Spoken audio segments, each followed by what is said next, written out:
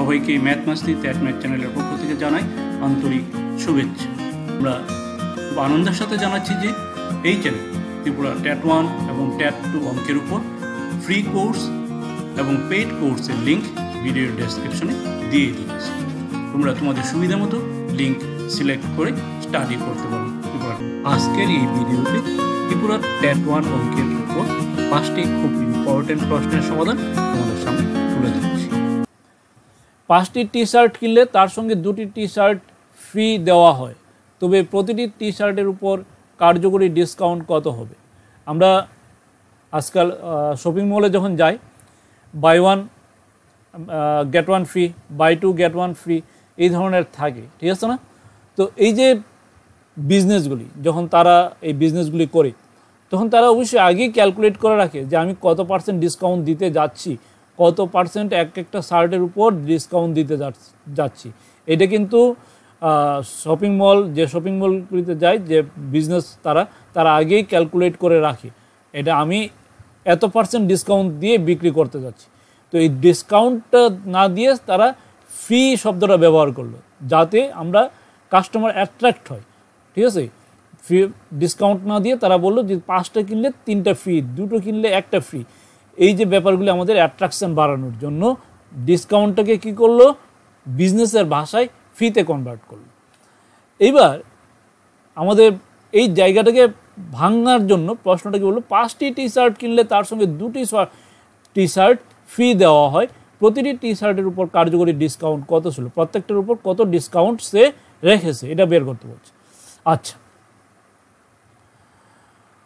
5টি T shirt কিনলে তার সঙ্গে 2টি টি শার্ট ফ্রি দেওয়া হয়, ঠিক আছে? তো আমরা ধরে নেই এই যে টি শার্টগুলি আমাদের দেওয়া ছিল তাদের উপর তো একটা মূল্য লেখা থাকবে না? যে টি শার্টগুলি তারা বিক্রি করতে যাচ্ছে তার গায়ে একটা মূল্য লেখা থাকবে।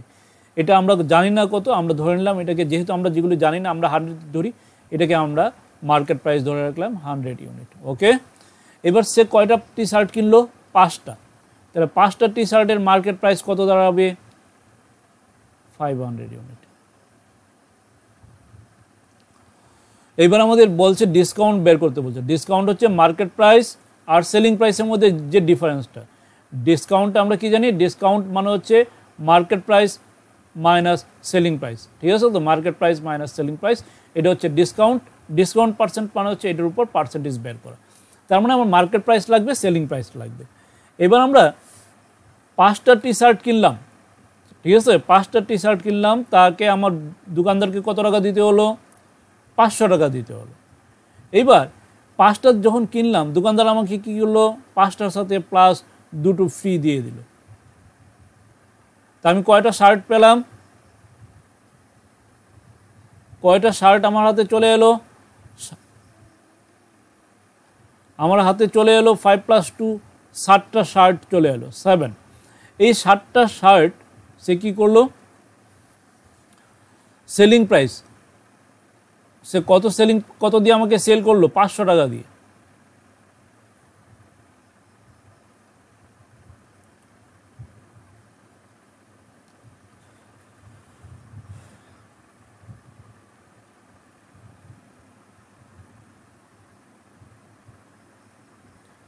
আমাদের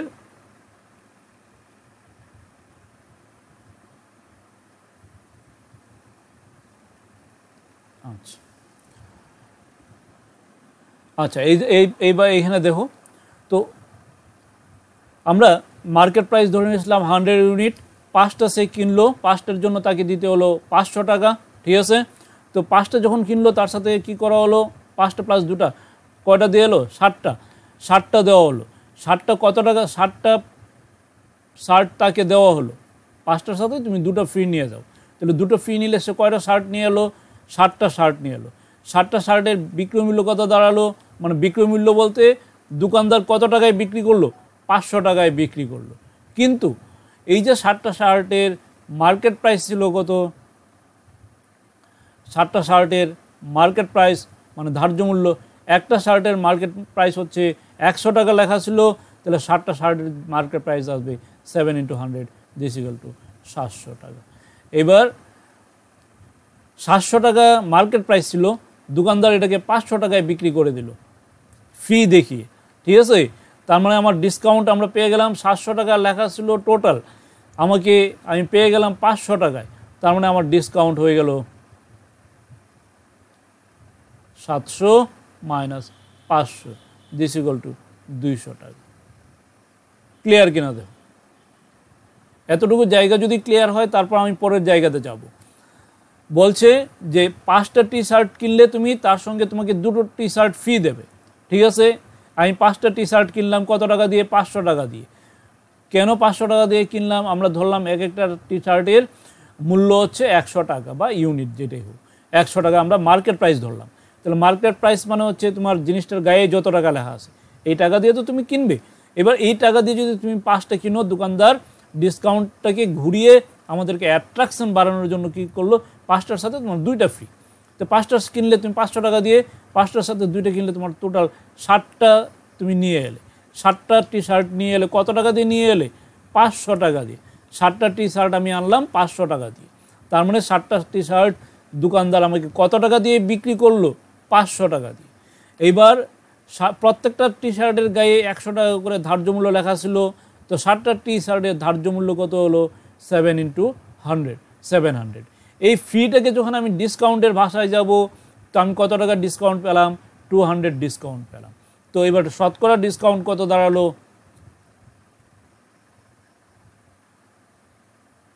ডিসকাউন্ট পার্সেন্ট, ডিসকাউন্ট হচ্ছে 200।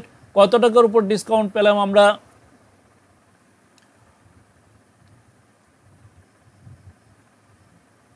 মার্কেট প্রাইসের উপর। তো আমাদের টোটাল মার্কেট প্রাইস কত ছিল? 60টার টোটাল মার্কেট প্রাইস ছিল 700 টাকা।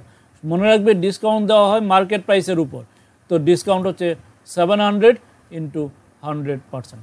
তার মানে আমি ডিসকাউন্ট পেয়েছি 200 টাকা। টোটাল হচ্ছে 700 টাকার জিনিসের উপর 200 টাকা ডিসকাউন্ট দিল। 60টা শার্টের উপর, তো 60টা শার্টের মার্কেট প্রাইসের উপর। তার মানে 700 উপরে 200 × 100%। এটাকে যখন আমরা ক্যালকুলেট করব, দিস ইকুয়াল টু 200/7%। এই হচ্ছে এই প্রশ্নের আনসার। তো 5টা শার্টের সাথে 2টো শার্ট যদি ফ্রি দেয়, তার মানে হচ্ছে এটার তোমার ডিসকাউন্ট যদি হয় প্রত্যেকটাতে তোমার 200/7% ডিসকাউন্ট। এটাকে যদি আমরা ইয়েতে নেওয়ার চেষ্টা করি, 7 দোকানে 14, 60,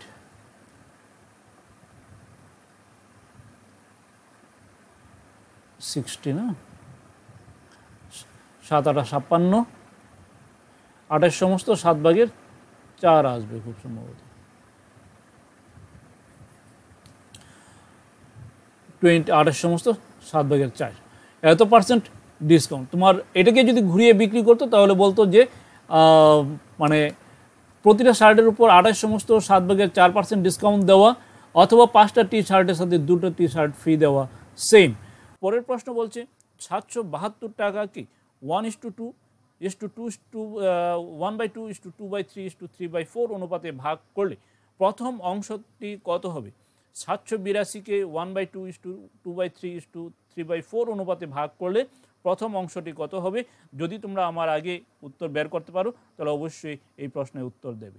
আগের প্রশ্নের উত্তর আমি এইমাত্র সুজিত দেবনাথের কাছ থেকে পেয়ে গেছি, ওয়েল ডান। তো অনুপাতগুলিকে যদি ভগ্নাংশের আকারে দেওয়া থাকে তাহলে আমরা আমাদের সুবিধার জন্য এই অনুপাতগুলিকে পূর্ণ সংখ্যার অনুপাতে বের করে নেব, ঠিক আছে। তো 1/2 2/3 হচ্ছে 3/4। পূর্ণ সংখ্যার অনুপাতে যখন বের করব তখন আমাদের শর্টকাট বা আমরা কিভাবে করতে পারি, আমাদের নিচের যে সংখ্যাগুলি 2 3 এবং 4 তাদের 2 3 4 তাদের লসাগু আমাদের বের করতে হবে। তাদের লসাগু এলসিএমটা আমরা বের করে নিই। এলসিএম কত হবে? 2 3 4 এর এলসিএম বা লসাগু কত হবে তোমাদের কাছ থেকে জানতে চাইব। 2 3 4 এর লসাগু কত হবে? আমি এই প্রশ্নের উত্তর তোমাদের কাছ থেকে জানতে চাইবো যে এই ভগ্নাংশ এখানে যে অনুপাতগুলি ছিল প্রত্যেকটা ভগ্নাংশের ফরম্যাটে ছিল। ভগ্নাংশের হর যেগুলি 2 3 4 তাদের লসাগু রাজস্ব সূত্রধর 12, অপু দেবনাথ 12, সত্যজিৎ দাস 12। Very good. তো এই প্রতিটা লসাগু হচ্ছে 12। তাহলে আমরা কি করব? এই প্রত্যেকটা সংখ্যাকে এই লসাগু দিয়ে গুণ করে দেবো, তাহলে সবগুলি পূর্ণ সংখ্যার অনুপাতে চলে আসবে। তো 1/2 এটাকে আমি 12 দ্বারা ইন্টু করবো, লসাগু দিয়ে ইস টু 2/3 ইন্টু 12, এটাকে লসাগু দ্বারা ইন্টু করলাম ইস টু 3/4 ইন্টু 12, এটাকেও তাদের লসাগু দিয়ে ভাগ করলাম, এবার ইন্টু করলাম। লসাগু দিয়ে ইন্টু করলে কী আসবে, 2 দিয়ে 12কে ডিভাইড করলে আসবে 6, 6 দুগুণে 12, 6 ইস টু 3 দিয়ে 12কে ভাগ করলে হবে 3 4 12, তার মানে 4 দুগুণে 8 ইস টু 4 দিয়ে 12কে ভাগ করলে হবে 3 4 12, দ্যাট মিনস 3:3 9। তার মানে আমাদের অনুপাতগুলি দাঁড়ালো 6:8:9। এবার আমাদের 772 টাকাকে কী অনুপাতে ভাগ করতে হবে, 6:8:9 অনুপাতে ভাগ করলে প্রথম অংশের অনুপাত হচ্ছে 6। এবার আমরা ইজিলি পেয়ে যাব। তাহলে প্রথম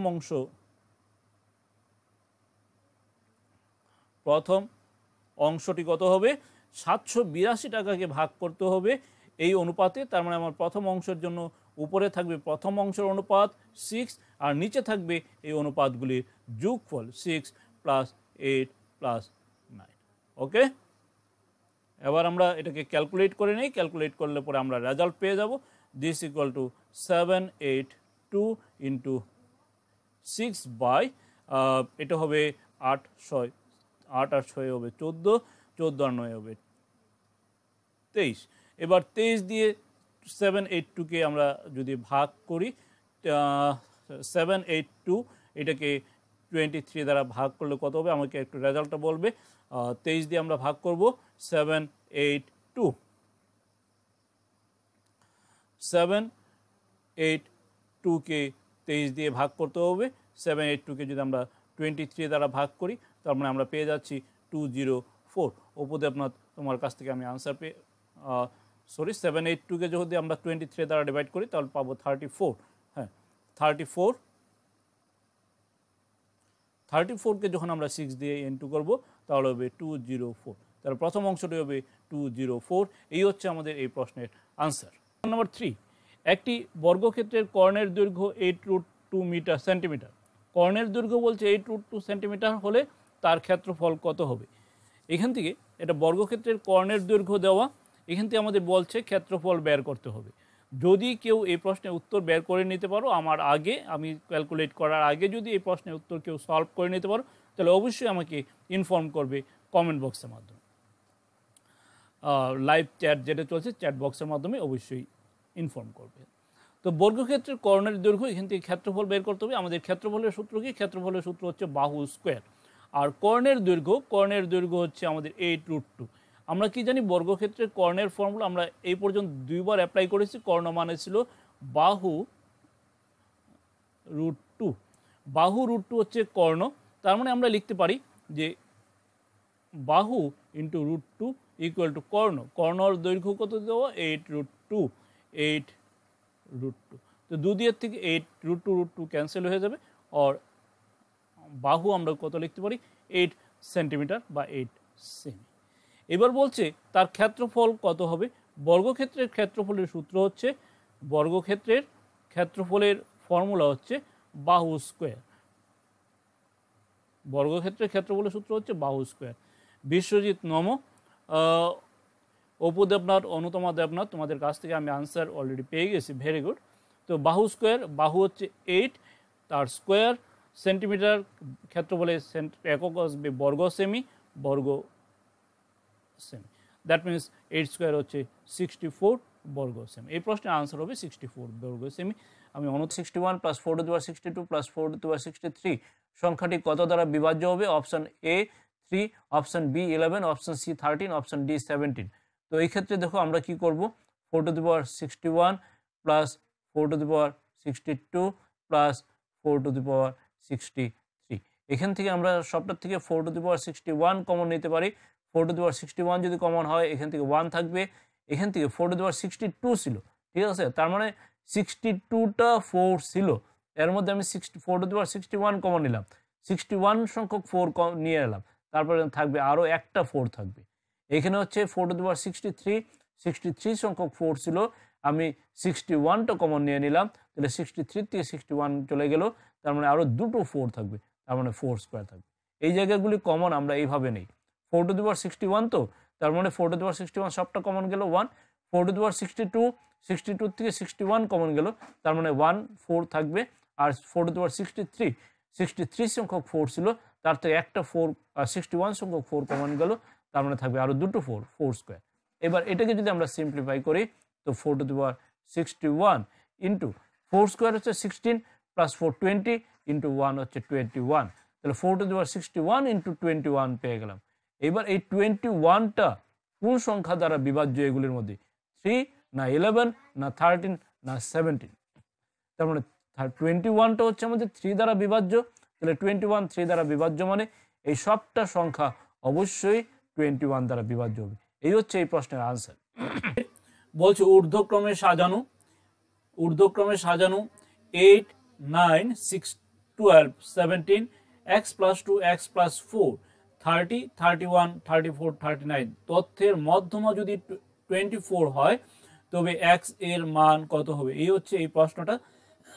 আমি দেখতে পাচ্ছি সত্যজিৎ দাস এবং বিশ্বজিৎ নম ক্লাসে অ্যাটেন্ড করেছে, গুড ইভিনিং। তো এই প্রশ্নের আনসার আমি সমাধান করে দিচ্ছি। এর আগে যদি কেউ সমাধান করে নিতে পারো তাহলে অবশ্যই আমাকে আনসারটা সেন্ড করবে। বলছে ঊর্ধ্বক্রমে সাজানো, তার মানে আমাদের মধ্যমা বের করতে গেলে আমাদের ঊর্ধ্বক্রমে সাজাতে হয়, এই কাজটা করে দিয়েছে তারা। তো ঊর্ধ্বক্রমে সাজানোর পর আমাদের কি করতে হয়?